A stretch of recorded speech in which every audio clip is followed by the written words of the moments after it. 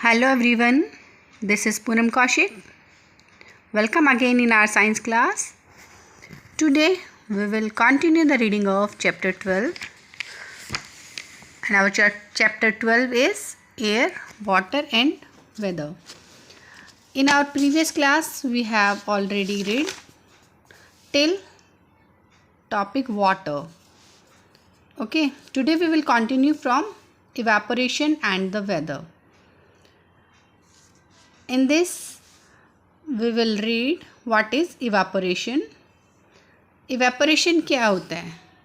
आप लोगों ने देखा होगा जब हम पानी को गर्म करते हैं तो पानी भाप बनकर उड़ता है, दैट इज़ इवापोरेशन. उसी प्रोसेस को हम इवापोरेशन बोलते हैं. Okay, the heat of the sun slowly changes the water on surface of the earth into water vapour. जो हमारी अर्थ के सरफेस पे वाटर है, सन की जो हीट होती है उसे धीरे धीरे वाटर वेपर में चेंज करती है ना. वाटर, अर्थ के वाटर सरफेस कौन से हो गए? जैसे रिवर हो गया, सी हो गया, पॉन्ड्स हो गए, ठीक है ना. जो भी अर्थ के सरफेस पे वाटर है वो धीरे धीरे सन की हीट से चेंज हो जाता है वाटर वेपर्स में. This process of change of water into water vapour on heating is called evaporation. तो इसी प्रोसेस को, जिसमें वाटर चेंज हो रहा है वाटर वेपर में, है ना, जो हमारा पानी है वो हमारा स्टीम में या भाप में चेंज हो रहा है ऑन हीटिंग, है ना. इवेपोरेशन कब होगा? जब हम हीटिंग करेंगे, यानी कि जब हम किसी चीज़ को गर्म करेंगे, पानी को गर्म करेंगे तभी तो वो वाटर वेपर में चेंज होगा. इवेपोरेशन में बी स्लो और fast depending upon the following factors. Evaporation जो है, ये जो प्रोसेस है, ये स्लो भी हो सकती है और फास्ट भी हो सकता है. It depend on the following factors. नीचे कुछ फैक्टर्स दिए हैं, उन्हीं के ऊपर डिपेंड करता है कि इवेपोरेशन कब स्लो होगा और कब फास्ट होगा. तो फर्स्ट फैक्टर इज विंड, हवा, right. Evaporation is faster when it is windy, है ना.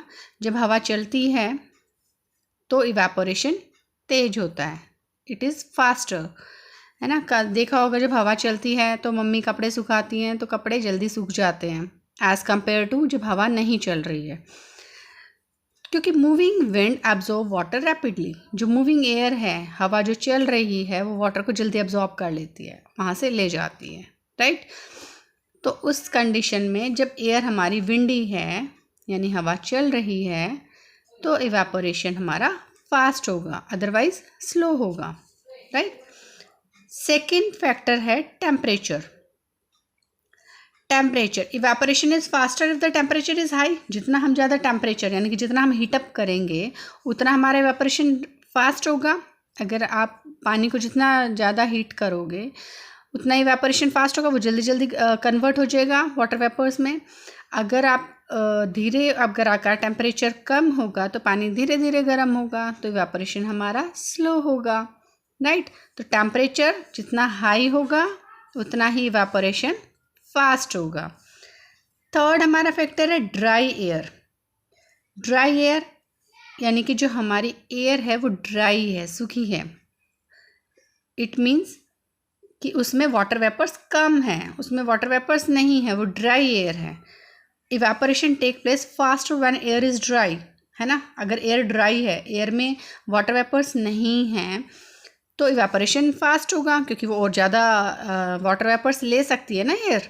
Because dry air can take up more water than moist air. अगर मॉइस्ट एयर होती, नमी वाली एयर होगी, मॉइस्ट एयर कब होते हैं? जब एयर में वाटर वेपर ऑलरेडी प्रेजेंट होते हैं, है ना. जब रेनी सीजन होता है, रेनी सीजन में हमें कहते हैं ना कि काफ़ी नमी है एयर में, यानी कि वो मॉइस्ट एयर है, क्योंकि उस टाइम पे, बारिश के टाइम पे जब इवेपोरेशन होता है तो एयर में ऑलरेडी इतना ज़्यादा वाटर वेपर्स मिक्स हो जाते हैं कि वो हमारी एयर जो है वो मॉइस्ट हो गई है और वो और वाटर वेपर्स नहीं ले सकती. तो उस कंडीशन में जब रेनी सीजन होता है, हमारे कपड़े भी धीरे धीरे सूखते हैं, राइट. तो जब ड्राई एयर होती है ना, गर्मी में जब धूप तेज है, ड्राई एयर है, तो उस टाइम जो इवेपोरेशन है वो जल्दी होती है, राइट. तो evaporation takes faster when the air is dry, है ना. बिकॉज उसका रीज़न क्या है? Because dry air can take up more water than moist air. Moist air से ज़्यादा वो वाटर वेपर्स को ले सकते हैं। लास्ट पॉइंट है हमारा सरफेस एरिया। सरफेस एरिया कि कितना एरिया में हमारा वाटर है। Evaporation faster if the expose surface area of liquid is large. यहाँ पे दिखाया हुआ है विंड में अगर टेम्परेचर ज़्यादा है, और सरफेस एरिया के ऊपर भी डिपेंड करता है हमारा। अगर हम एक छोटे से कप में पानी रखेंगे और एक हम प्लेट में पानी रखेंगे, कौन सा जल्दी इवापोरेट होगा? प्लेट वाला पानी, क्योंकि उसका सरफेस एरिया बढ़ गया।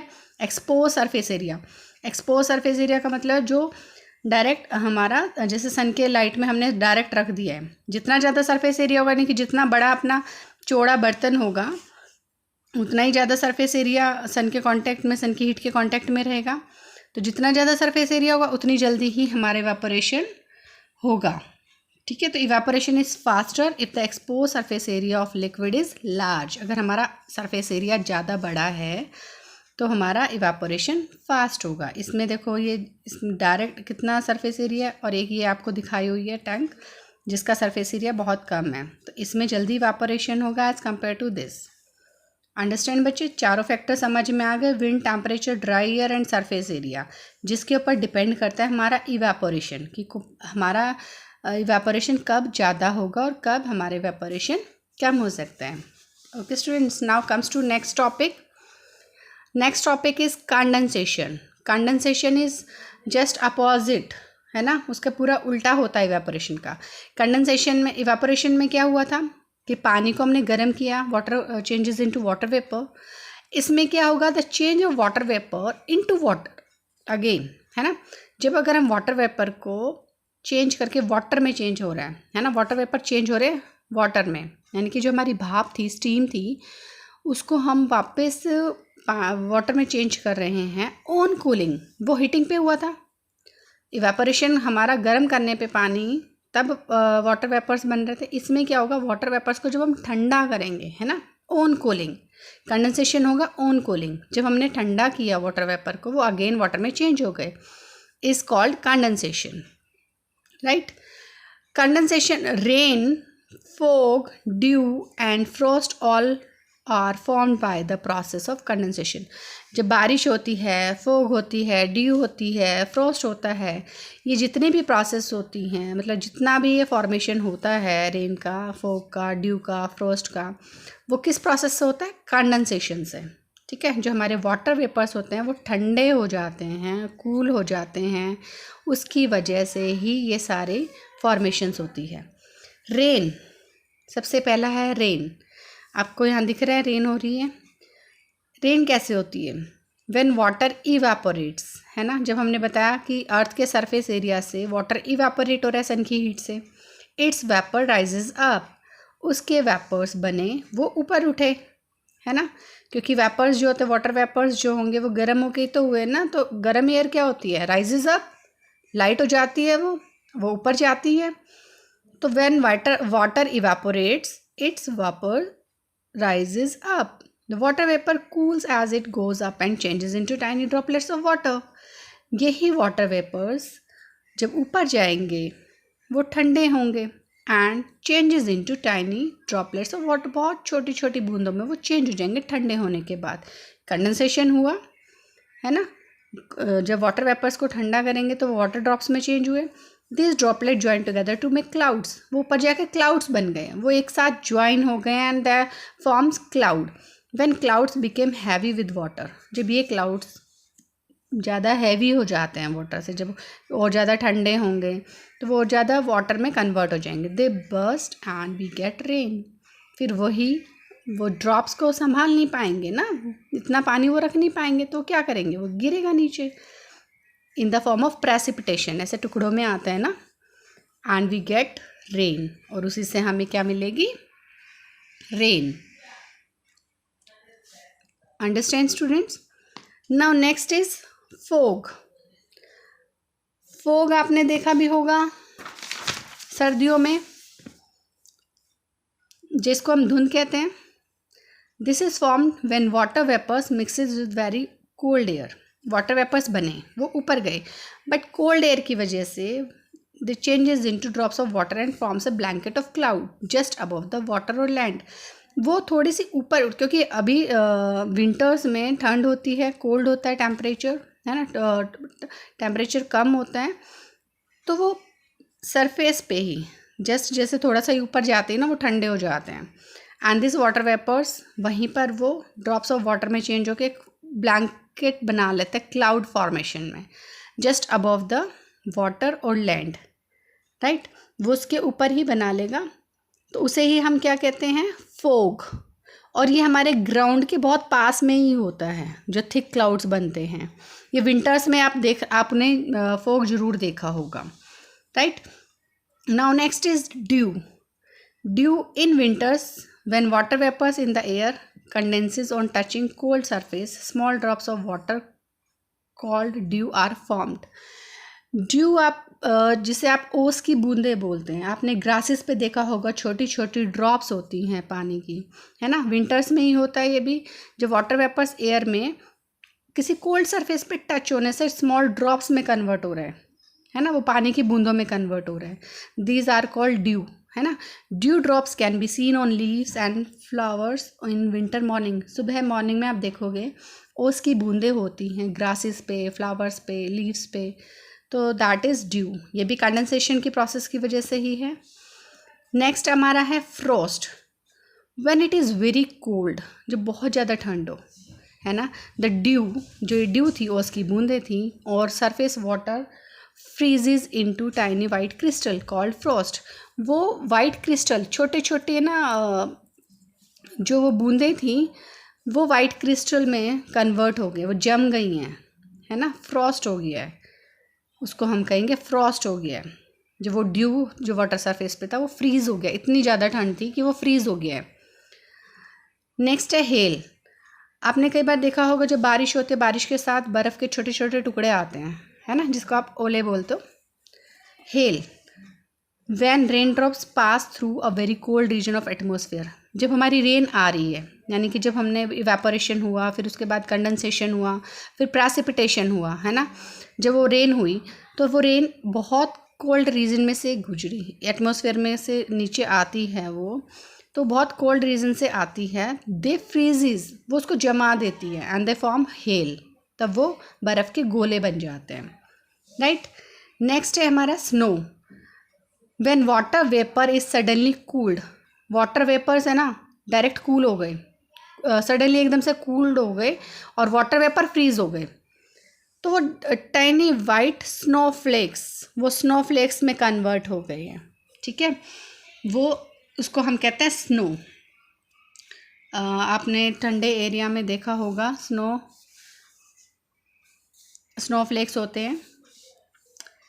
ओके स्टूडेंट्स, ये आपको ये सारी ही फॉर्म्स हमारी रेन से ही हैं, रेन के बाद, और जो स्नो है, हेल है, और ये जो फ्रॉस्ट, ड्यू, फॉग है, ये हमारा वाटर वेपर्स ही कूल डाउन हो रहे हैं, कंडेंसेशन प्रोसेस, ये सारी चीज़ें कंडेंसेशन प्रोसेस से हो रही है, ओके, जब वाटर वेपर्स कूल डाउन हो रहे हैं। तो नेक्स्ट टॉपिक है हमारा वाटर साइकिल। वाटर साइकिल एक साइकिल है, मतलब जिस फॉर्म से चला है वाटर उसी फॉर्म में वो दोबारा वापस आ रहा है, ठीक है। तो the process of evaporation and condensation is continuous process, है ना। पहले इवापोरेशन हुआ, है ना, सन की हीट से वाटर इवापोरेट हुआ, वो फिर इवापोरेट होके वो ऊपर जाके ठंडा हुआ, फिर वो कंडेंस हो गया, कंडेंस होके वो रेन फॉर्म में आ गया, है ना, दैट इज़ कॉल्ड प्रेसिपिटेशन। तो ये प्रोसेस कॉन्टिन्यूशन, और वो वापस वाटर यहीं आ गया, है ना, यहीं से चला था और वो घूम के वापस यहीं आ गया, that is called water cycle, right.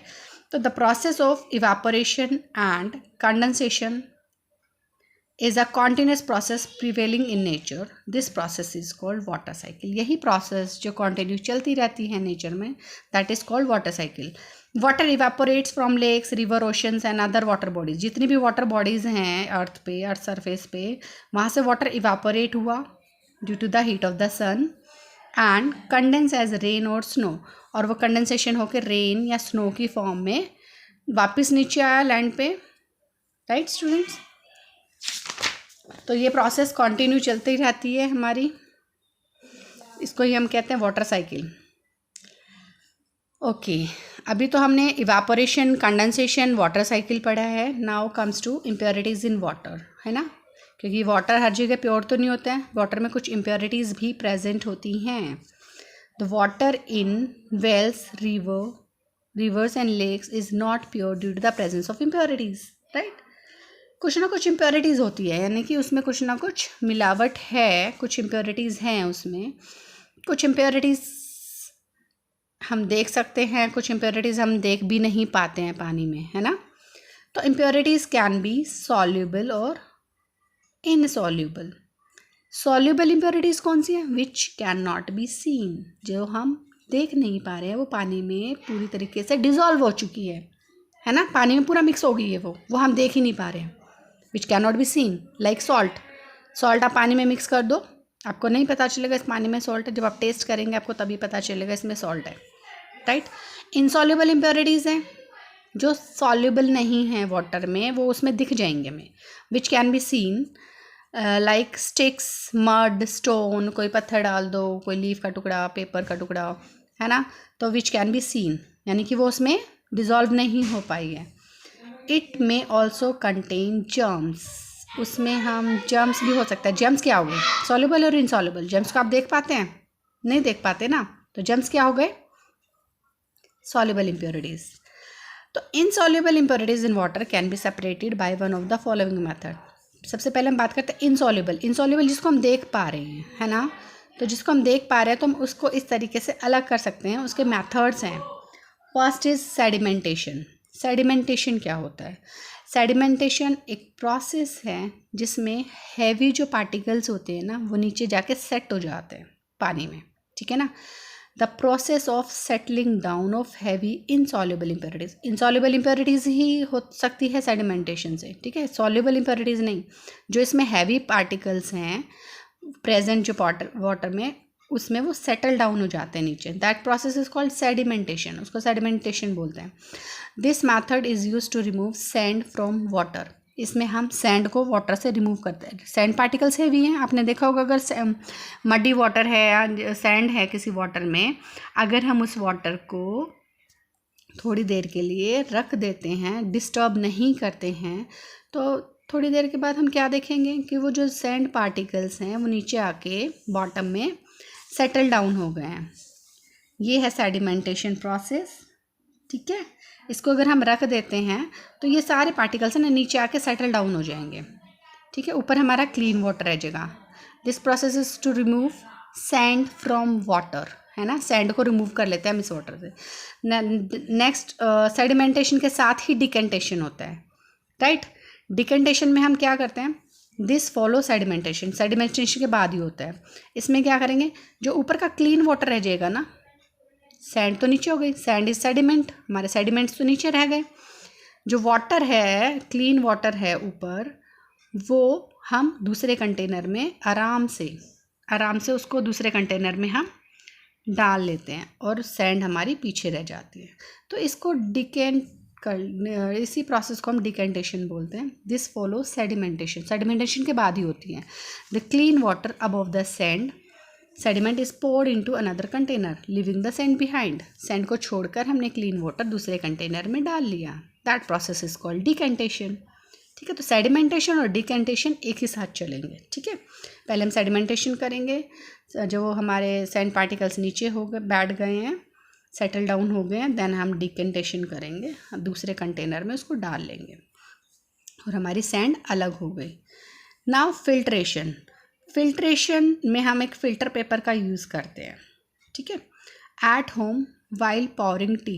घर पे आप देखते हैं जब आप चाय बनाते हैं, है ना, जब चाय डालते हैं तो we filter it through a strainer. एक स्ट्रेनर की हेल्प से, चाय की जो छलनी होती है चाय छानने के लिए, स्ट्रेनर का यूज़ करते हैं हम उसको फ़िल्टर करने के लिए, ताकि हमारी टी लीव्स ऊपर रह जाए और हमें टी मिल जाए नीचे कप में.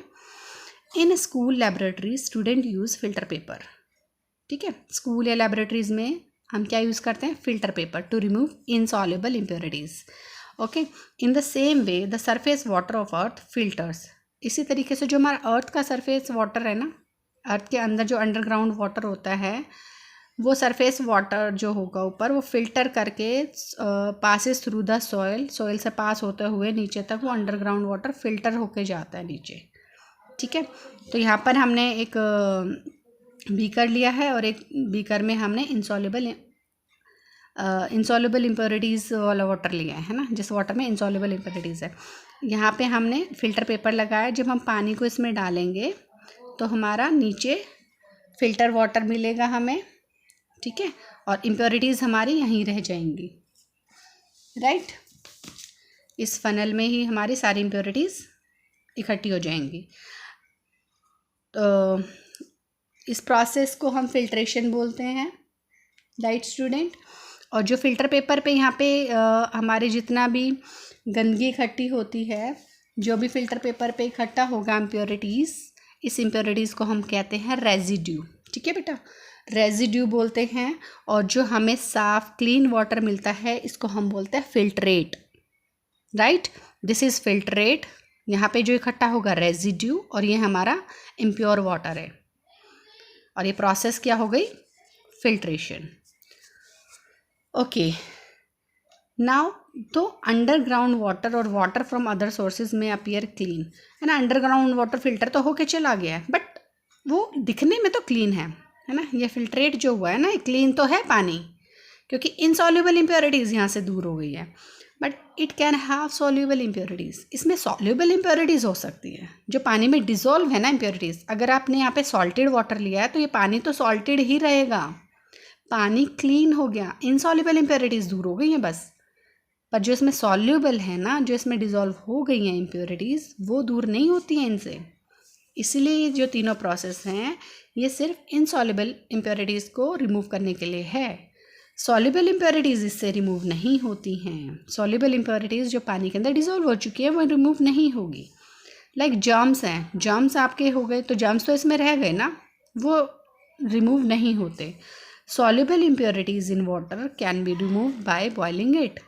जो सॉल्युबल इम्प्योरिटीज़ होती हैं जो पानी में डिज़ोल्व हो गई हैं, जो हम देख नहीं पा रहे हैं, उसको हम रिमूव कर सकते हैं बाय बॉइलिंग इट। सबसे सिंपल मेथड है, पानी को बॉयल कर लो और फिर ठंडा करके पीना चाहिए, है ना। सबसे सिंपल मेथड है। इट ऑल्सो किल्स जर्म्स, वो इन जर्म्स को मार देता है। हाँ, कुछ केमिकल्स भी यूज़ करते हैं हम, like chemicals like chlorine, bleaching powder और पोटेशियम परमैंगनेट। ये हम यूज़ करके इनसे भी हम जर्म्स को किल कर लेते हैं पानी में। वो हम पानी में ऐड करके इनको, क्लोरीन को, ब्लीचिंग पाउडर को, पोटेशियम परमैंगनेट को ऐड करते हैं पानी में to kill the germs in the water. जो वाटर में जर्म्स प्रेजेंट हैं उनको किल करने के लिए हम इन चीज़ों का भी यूज़ करते हैं, ठीक है। तो these are different methods to remove soluble and insoluble impurities from the water. Okay students, I hope आप सबको समझ आया होगा। अगर समझ आया है तो प्लीज़ लाइक कीजिएगा। Thank you students.